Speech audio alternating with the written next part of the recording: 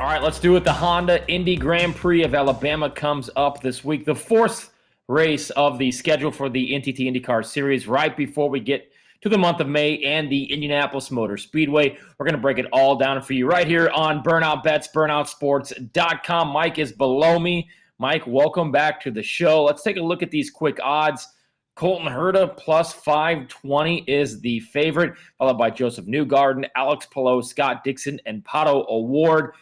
Before we talk about shopping around, I would kind of flip-flop a few of those. I would give Joseph Newgarden 3 out of 6 times he has won at Barber Motorsports Park. I'd give him the number 1 spot, followed by Scott Dixon, who has been so good at this track, just hasn't been able to put together a win. One of a few tracks on the schedule that Dixon has not won. Then probably Palou and Colton Herta, maybe 4th or 5th. Welcome to the show, Mike. Thanks for joining us at Indy_bet. Your takeaways from the initial odds for this weekend's race. Yeah, Tony, thanks. I couldn't agree with you more right off the bat. Like you mentioned, I think there's a little bit of mispricing at the top. I would have had pretty much the same order you just cited. Herta would have been a little bit lower. Newgarden, I tweeted out earlier, definitely I thought was the deserving favorite given his history at the track and obviously his hot start to the year. He's already got 2 wins under his belt. We'll talk about in a little bit some other numbers down the board. Like you said, you mentioned it, shopping around. One, quick PSA for those of you new to IndyCar betting. Different numbers at different places at different books. So based on where you live and what's available to you, definitely make sure that you're looking around. There are some different numbers out there. I've seen even Newgarden as high as 7-1 in some places versus 5-1. So when we're talking about pre-qualifying bets, just another kind of betting tip for IndyCar. The name of the game is trying to get value. The numbers are going to change obviously after qualifying. You're looking to find guys that you think are going to qualify in the top 5, or even make that top 6, be starting in that top 6. And you're going to see those numbers significantly decline. You can expect whoever gets that pole is going to go down to maybe 2-1, 3-1 is what's typical, depending on how dominant they are and who the name is. If you see Newgarden, he's definitely going to drop from your 5-1 down to probably like a 2-1, maybe even lower. So the idea is if you feel confident that you can snag somebody that's going to make that top 6, that's when you want to grab the numbers. Save most of your dollars, save most of your bankroll for top 3s, matchups, and maybe waiting for qualifying. But the name of the game is try to get a better number before qualifying. Yeah, and it's unfortunate because we haven't seen Praxford qualifying this weekend when we do the show. We just have the initial odds, right? And all we can bet right now is who's going to win. So pay attention. And Mike on his Twitter at Indy_bet, my Twitter at Tony the Indy, and obviously Burnout Sports and Burnout Bets will have some of the updated odds, the top 3s, the matchups, because honestly, we're just kind of handcuffed to not being able to talk about those things quite yet because they don't come out until a couple hours before the start of the race. So hopefully part of this show and other people in the sport, and that comes with maybe IndyCar partnering with the sports book, we can have more of these matchups and more of these top 3, top 5, top 10 types bets before we even get into the weekend. All right, so we both agree Colton Herta is probably a fade here, especially plus 520. As we talked about, Newgarden has been so good, not only at Barber, but he's been so good this year. Team Penske has dominated. I feel, Mike, that this is the weekend that Team Penske gets knocked off, and I think the number 1 candidate to do that is, again, Alex Palou, who won here last year. We talked about that 2-stop strategy. He got 2 yellows early on in the stint. They went back green, so they were able to stretch out that few mileage through that first stint and then make it on a 2-stopper. I like Alex Palou at 8-1, which maybe seems like, not a lot of value. But, I mean, like you said, once qualifying happens, and if he's in the top 6 or he qualifies on the front row, which I expect him to do, that's going to go down to 3-1, 3.5-1. So I like Alex Palou right now at 8-1. What say you, Mike? Yeah, good point. Yeah. So to me, the tried and true, right out of the gates, first number that popped out at my eyes is Mr. Power. So I guess I'm going contrarian to your Penske theory that they're going to get knocked off their horse. Obviously, they've won every race this year. Power's the lone Penske car that hasn't. I believe he's averaged about 3.2 finishing position this year. But at 10-1, and like I said, I've seen it at 11-1, 12-1 on places. To me, that's a ton of value. Power is an excellent qualifier.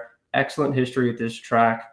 So my expectation is that Power's going to make that fast 6, and he's going to contend for one of those top 3 spots on the grid. And then come Sunday, you're going to see Powers. You're not going to see a 10 or 11-1 next to his name. You're going to see a 3-1, a 4-1, even a 2-1 if he's on that pole. So if I can get him a 10-1 now, and then hope that qualifying comes through and he is in that top 3, I'm going to be sitting with some great value come Sunday. So Power 10-1, lock that one in for me right off the bat. Yeah, and practice begins on Friday at 4 o'clock. Then you have a practice again on Saturday morning, and then qualifications coming up from Barber Motorsports Park on Saturday afternoon. There seems to be a little bit of dividend, but right now, a guy that we always talk about, and I'm surprised because you and I, Mike, have talked about this throughout the start of the season. Sometimes when these books really don't know exactly who to be up top, it usually just goes straight to Scott Dixon because he's so great at every racetrack. This is one of only 2 or 3 tracks, I believe, that he's never won at. He's been so good. He's averaged a podium finish. He's been right there, just hasn't put that win together. Are you putting a little juice or anything right now at 9-1 on PointsBet for Scott Dixon? Yeah, that one's staring me in the face as well. Dixon is my top 3 ATM. I think I have to go back and check the spreadsheets, but he has top 3 at Barber. And most every time he's been on that track. And I've been a part of cashing those bets. So I will definitely be putting a top 3 Dixon bet. But like you mentioned, I'm probably not going to be able to see that till Sunday. At that time, qualifying is over. The number's not going to be as great. So at 9-1, we're talking about these pre-qualifying bets. Yeah, that is something I'm going to consider. And if I can maybe see some practice times, if he's right where he normally is, and these numbers are still available before we get qualifying later Saturday, I wouldn't be surprised if I decide to pull the trigger. Of course, I will. Anytime I make a bet, I tweet it out at IndyBet _bet, so you can see that there. So I agree with you. Dixon is that 9-1 is a pretty high number for Dixon going into a race. He's usually sitting at the top of the board, usually sitting at that 5-6 range. So for them to put a 9 up for Dixon and the history he's got at this track, yeah, he's never won here. But the guy pretty much is a lock for top 3 at this track, pretty much. So looks good. There's from there on out, Scott McLaughlin at a 10-1. He's still a fade for me until he can prove that he can win another race, even though he is in a Penske car and he is second in points and has been really good so far this year. This is the first true road course. We've had 2 street courses and 1 oval, so this is the first true road course. The gap from 10-1 at Scott McLaughlin goes down to Romain Grosjean at 11-1, but then it's Rossi at 18-1, then down to Pagenaud 25-1, Graham Rahal, who has had good runs here, 29-1, Felix Rosenqvist 29-1. A complete fade for me with Felix right now.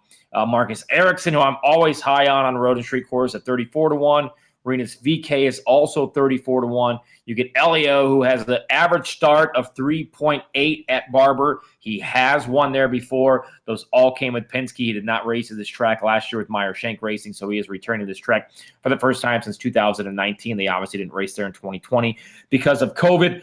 And then a former winner there as well at 60-1 is Takuma Sato. So let's get into that, Mike, that area where there's some big-time odds and maybe some money to be made as far as picking somebody with long shot odds to win this thing.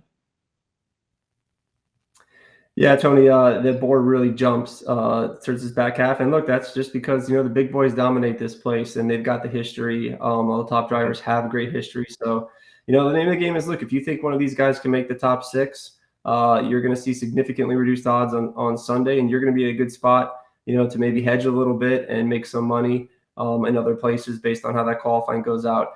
We've talked about Ericsson in prior races. He does seem as kind of a disrespectful number for the results that he's put out. So 34-1 at Ericsson was somebody that caught my eye as well. Graham's had some good race history at this track, and sometimes at this one, 29-1. But most of both of those guys I have qualifying concerns with. And like I said, the name of the game is to find these guys that are going to start at the top and have their odds shrink, and that just opens the door for a lot more betting possibilities when they reduce when the pre-race odds come out on Sunday post-qualifying.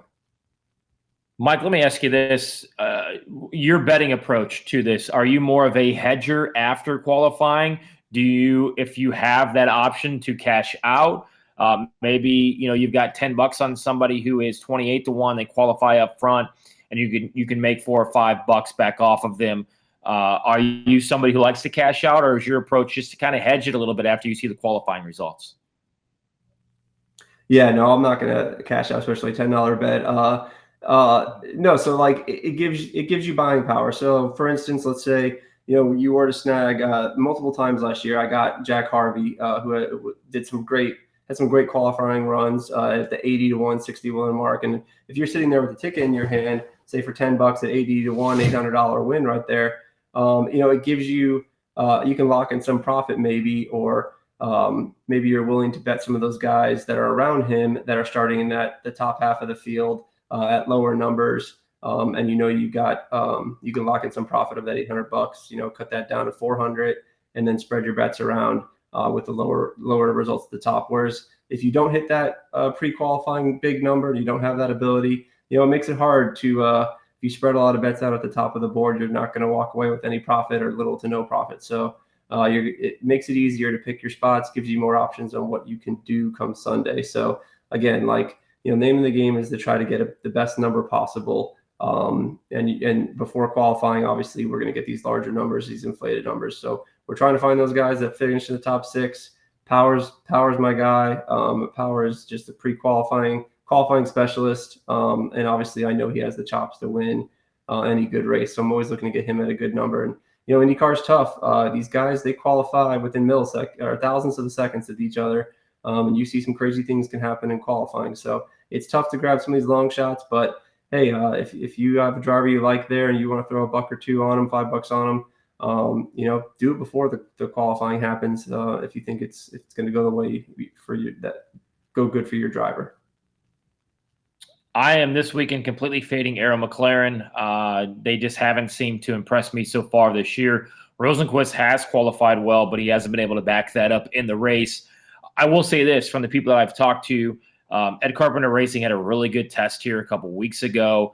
Connor has been okay here. Renus has been decent in his first couple of runs. I'm not going to take Connor or Renus to win the race necessarily, but if you're looking for somebody on Sunday morning as far as matchups come, or a top 5 bet or a top 10 bet if possible. I know a lot of books aren't going to offer that top 5 and top 10 like they do in NASCAR. But if there's a matchup, I'm going to favor Connor and Renus this weekend. I know we don't have those odds yet, or top 3 type odds, Mike, but who are some guys that you can see finishing on the podium, or somebody that you're going to really keep your eye on for to win a matchup over another driver? Yeah, I'm with you on the fade of the Arrow guys. Be looking to kind of likely fade Award. Again, I think those decisions, you can kind of watch practice times. You can kind of hear what the drivers are saying. You can see, guy crashes the car. Sometimes the sports books aren't so quick to know what's going on in the paddock. And, guys like us that are paying attention, following things on Twitter, you can catch an edge on some of those things and find some juicy, use some information that sports books, frankly, they don't have. They're not taking a huge handle right now on IndyCar. It's not, like the F1 or the NASCAR bets that they're taking where they may be, there's big money moving lines or anything like that. But hey, if I can make money off of it, great. So, and our followers too. So, that's one thing I'd be looking for. I'm waiting to see Scott Dixon top 3.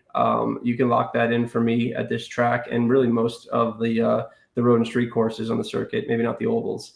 So that's what I'll have my eye on. Again, probably only using a quarter to a tenth of my planned bankroll for the race pre-qualifying, and then I'll wait for the practices and qualifying, see what I see, read, listen to what everybody has to say, and then on Sunday, hopefully make some winning bets.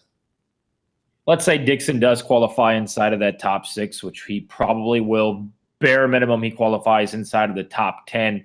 A top 3 bet for Dixon, where do you see that at? Are we thinking maybe a plus 120, or will that be a minus 115 to 120 if Dixon qualifies inside of the top 10? What do you think, speculating the odds, will be for his top 3 finish? So if Dixon's in the top 3, it'll be a minus number. So you'll have to pay some juice to get him in the top 3. If he's somewhere in that 3 to 10 range, you might find anywhere from even money all the way up to 3 to 1 if it's more towards the back end of the 8 through 10 field. But this race has been a fuel mileage race in the past. There's no better guy than the Iceman at saving fuel. We all have seen that over the years. We've seen him work his way up through the field. even from further back and finishing on the podium. So I actually wouldn't mind it if he was sitting 5th, 6th after qualifying, even 7th, 8th. That would just make that top 3 number a little bit higher up in the plus range. Well, there you have it. We'll keep you updated all weekend. Burnout Sports, Burnout Bets on Twitter at Tony D Indy and at Indy_bet with Mike. Mike, thank you so much for joining us here. And we're going to have a great weekend in Birmingham. Can't wait to see what some of these odds are after the practice session on Friday and qualifying on Saturday. So we'll be retweeting. We'll keep you up to date on some of those odds, like Mike mentioned. Somebody may end up in a tire barrier or having to go to a backup car, and you might be able to get some different odds than what maybe the books are keeping up on. So stick tight right here. Indy_bet is where you can find Mike, Tony D, Indy, Burnout Bets, burnoutsports.com. For Jared Sparkman and Mike from at Indy_bet, I'm Tony D. Enjoy the race weekend, and we'll keep you posted. Make sure to follow us on all of our social media channels, and we'll talk to you on Sunday.